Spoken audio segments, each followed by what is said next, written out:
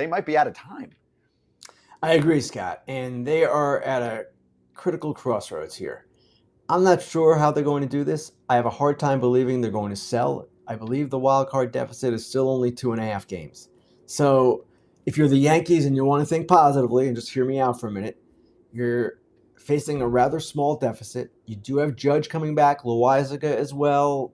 You would think Rodon's going to pitch better. There are some things that you hopefully can count on. But at the same time, where are we going with this? You've already got an older roster.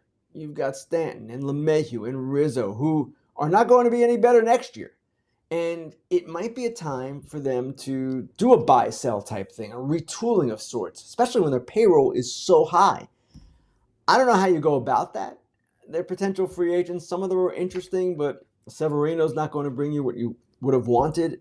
Ultimately, Bader, frequently injured, good player, but he does get hurt. I don't know. And at the same time, they seem to be at a spot where they were in 2016. Remember when they traded Chapman and Andrew Miller? And those trades at the time were well received. Now, the Chapman trade worked out well. Torres, the Miller trade, not as well. But at the same time, they have to look at some things. And they have to take a hard look at themselves and be realistic. Because right now, it looks awful. It's just a team that has nothing going offensively. And I don't know, even with Judge, if they're going to have so much more going offensively. He can carry them. We saw it last year. He essentially did. And he changes everything. But what if he gets hurt again? And there are all kinds of things that can happen. So they're a really interesting team to watch in the next couple of weeks. I do not expect them to concede, but I do expect them to perhaps try to get younger, better, and cheaper while still improving. And it's a tough line to walk. It's threading the needle, not easy, but they just can't simply go in there as buyers, and I don't believe they can go in there simply as sellers. So is there pressure then on Brian Cashman like never before?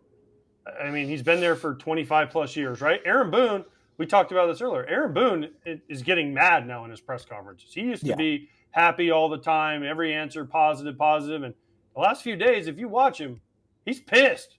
He's like, we got to play better. Like, he's feeling it now, which you never could say before.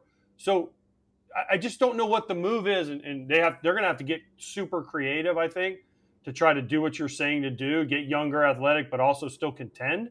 The problem is they don't have a lot of assets I don't know that people want. I don't know who they have that people are dying to get their hands on.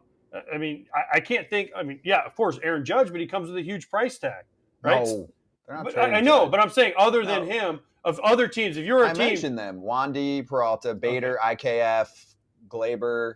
No, these are small, right? They're not a move. They're not a move that you look at like a Chapman. You say, we're going to trade Chapman to the Cubs. He's going to bring us back a Glaber Torres type prospect. So that's where I feel like there might be a 3-team trade. They're going to have to get super creative. And I think this is why, if you talk to Yankees fans, I don't know if they trust Brian Cashman to do this.